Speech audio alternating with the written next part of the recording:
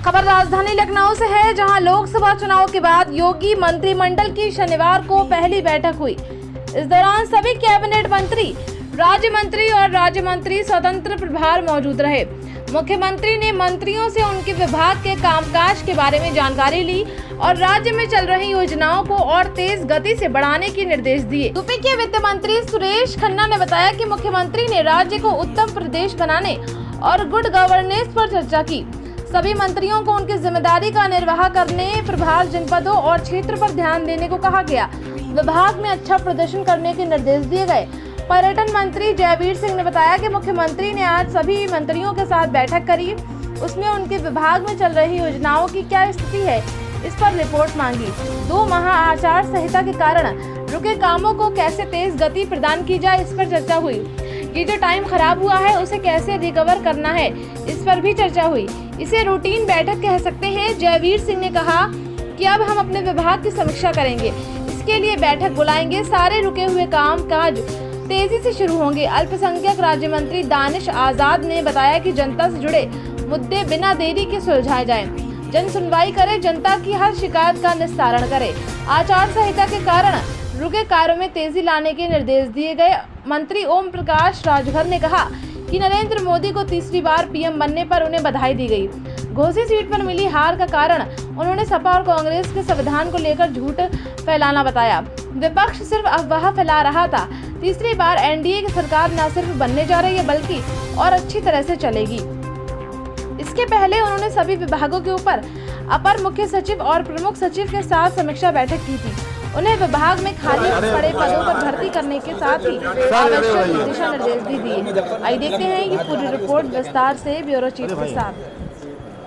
देखिए, प्रधानमंत्री नरेंद्र मोदी जी को उनके नेतृत्व में भारतीय जनता पार्टी के राष्ट्रीय अध्यक्ष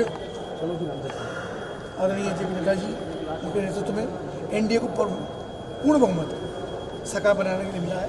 राष्ट्रपति जी ने आदरणीय प्रधानमंत्री नरेंद्र मोदी जी को सरकार बनाने के लिए आमंत्रित किया है। हमारी बहुत शुभकामनाएं हैं। ये सरकार एक शानदार तरीके से अपना पूरा कार्यकाल पूरा करेगी, ऐसा हमको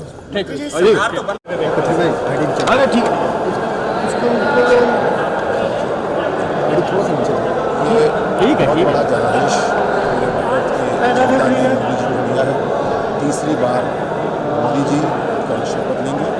जो विकसित भारत का संकल्प उन्होंने लिया है उसको पूरा करने के लिए हम सब उनके साथ हैं और उसको मजबूती से पूरा करेंगे।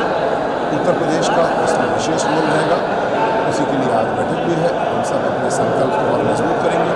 जो रोडमैप है उस पर हम लोग इंतजार करेंगे। सर, भीतर बात की बात आ रही है, कई लोगों ने बोला कि भीतर बात की सीटें कम हो गई, क्या लगता है? देखिए, हम भारतीय जनता पार्टी के कार्यकर्ता के रूप में हर बूथ का अध्ययन करते हैं, कहाँ पे हमको वोट ज़्यादा मिला, कहाँ कम मिला, हम ये अध्ययन कर रहे हैं। हमेशा करते हैं, जब जीतते हैं तो भी करते हैं। आज कहीं पर अगर हमें वोट कम मिला तो भी हम कर रहे हैं और इसीलिए हम हर चुनाव में अपनी ताकत को बढ़ाते हैं। समीक्षा भी होगी। मोदी तीसरी बार शपथ ले। अरे भैया आराम से यार, तुम थोड़ा सा शपथ ले रहे हैं। मेरी ओर से आदरणीय प्रधानमंत्री जी को बहुत बहुत मंगल कामना और निश्चित रूप से शपथ लेने जा रहे हैं। सर, कई जगह पे कई मंत्री हार गए यूपी के, क्या कमी रह गई सर? रोल कल प्रधानमंत्री शपथ लेने वाले, क्या कहेंगे? देखिए, कल हमारे देश के यशस्वी प्रधानमंत्री मोदी जी फिर से शपथ लेने वाले हैं। एनडीए की सरकार बनने जा रही है। देश को सशक्त और सक्षम बनाने की नीयत के साथ हम काम करेंगे।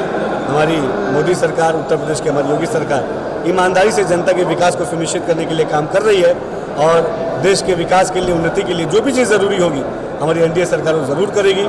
देश के जनता ने जो हमें आशीर्वाद दिया, हम उनका धन्यवाद करते हैं। ईमानदारी से देश की सेवा के लिए हम सब काम करेंगे, ऐसा उन्हें विश्वास दिलाते हैं। सर, बलिया और सलेमपुर दोनों ही सीट हार चुकी है, क्या कारण रहा हार का? देखिए, चुनाव, लोकसभा चुनाव उत्तर प्रदेश में जो हमारी अपेक्षा थी, निश्चित तौर पे अभी हम उस अपेक्षा पे नहीं आ पाए, लेकिन बलिया हो, सलेमपुर हो, पूर्वांचल हो या उत्तर प्रदेश हो, सभी जनपदों के विकास को हमारी योगी सरकार ईमानदारी से करेगी। बलिया के जो भी मुद्दे हैं, वहाँ का मेडिकल कॉलेज, एजुकेशन की फैसिलिटी, तमाम रोजगार के मुद्दे, उन सब के मुद्दों के लिए हम ईमानदारी से काम करेंगे।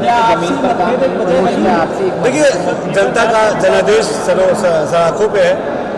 लोकसभा का चुनाव जनता ने जो मत दिया हम उसका सम्मान करते हैं और जनता के स्नेह से हम आगे भी जनता की सेवा के लिए काम करेंगे। बैठक हुई है क्या? नहीं, इलेक्शन तो नहीं है, अब काम बढ़ रहा है। 3 महीने सरकार के आचार संहिता में खराब हुए हैं।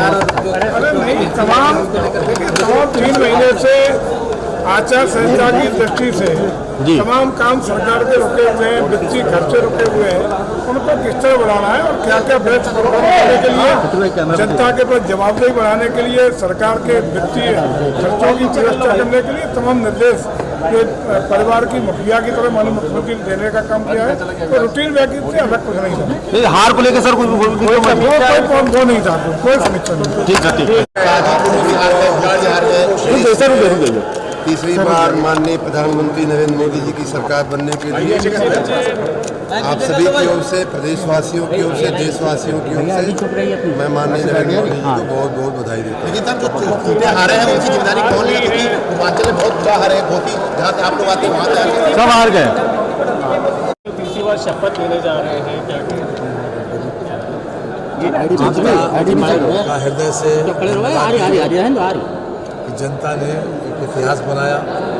मोदी जी को, एनडीए को तीसरी बार बहुमत देकर एक नया इतिहास रचा है देश की जनता ने। और पूरे 5 साल ये सरकार चलेगी। जो विकसित भारत और आत्मनिर्भर भारत बनाने का जो संकल्प था वो पूरा होगा।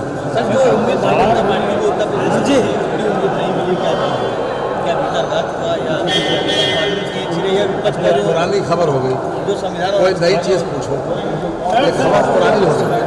अब उत्तर प्रदेश डेवलपमेंट के आधार पर चल रहा है, डेवलपमेंट के आगे चलेंगे। नेताओं ने जो है मदद नहीं की। देखिए, सबसे बड़ी बात जो पहला लक्ष्य था कि देश में माननीय नरेंद्र मोदी जी को तीसरी बार प्रधानमंत्री बनाने का वो सपना साकार हुआ।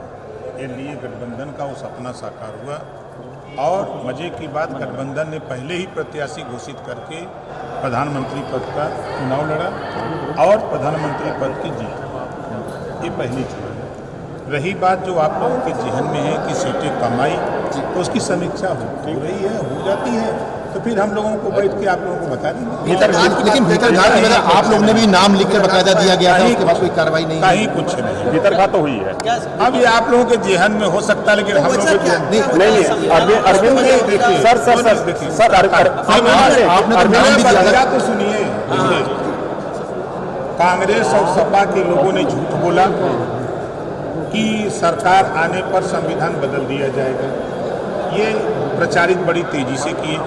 इन लोगों ने 1-1 लाख खाते में टनाटन देने की बात किया। अब लोग कार्यालय पर टनाटन लेने के लिए जा रहे हैं। अभी कहाँ से देंगे? वोट तो ले लिए, लेकिन टनाटन कहाँ से देंगे? ये बीमारी पड़ी हुई है। कार्यालयों पर लोग कागज ले लेके खड़े हो जा रहे हैं कि खाते हमारे भेजो, नहीं तो फिर दिखाई मत देना। तो इन लोगों ने जो झूठ खरीद बोला और जो लंबी समय तक नफरत की राजनीति करते हैं लोग, आज मोदी जी के राज्य में आप बेशक देखिए, अगर आप प्रधानमंत्री शपथ लेने वाले हैं कल। बधाई प्रधानमंत्री को बहुत, अरे आईडी नीचे करो यार। बधाइयाँ। देश की जनता ने ऐतिहासिक रूप से आदरणीय मोदी जी को तीसरी बार देश का नेतृत्व के रूप में देश को परम वैभव पहुँचाने का जो आदेश, जनादेश प्राप्त हुआ है, पूरे देश की जनता को बहुत बहुत आभार, से बधाइयाँ। और निश्चित रूप से हमें पूरा भरोसा है कि आदरणीय मोदी जी के नेतृत्व में तीसरे कार्यकाल में देश जो अपेक्षाएं हैं उस पर खरा उतरेगा और उस पर ऊंचाइयों पर, चाहे वो विकास का मामला हो, गरीब कल्याणकारी योजनाओं का मामला हो, गांव गरीब जन कल्याणकारी योजनाओं का हो, या डिफेंस सेक्टर हो, इंफ्रास्ट्रक्चर डेवलपमेंट हो, दुनिया में भारत के ऊंचे बढ़ते हुए ऊंचाइयों के कदम हो, निश्चित रूप से हम लोग नया कीर्तिमान स्थापित आदरणीय मोदी के नेतृत्व में कर पाएंगे, ऐसा पूरा भरोसा है। तमाम मंत्री अपनी विधानसभा हार गए। जी। अच्छा, ये भीतरघात की बात लगातार बार आ रही है, इस पर कार्रवाई होगी। कई प्रत्याशियों ने इस बात को लेकर लिख कर देखिए, बहुत सारी बातें आ गई हैं, ठीक है, और पर पार्टी का अपना ये चलता है, हार जीत लोकतंत्र की दोनों ये प्रक्रिया चलती रहती हैं। निश्चित रूप से हम लोग हार से सबक लेते हैं, आगे बढ़ते हैं, लेकिन हार नहीं कहेंगे, क्योंकि लगातार तीसरी बार देश ने आदरणीय मोदी जी को एक जनादेश देने का काम किया है। स्पष्ट एनडीए को बहुमत देने का काम किया है। इसके लिए देश की जनता का बहुत बहुत आभार। धन्यवाद।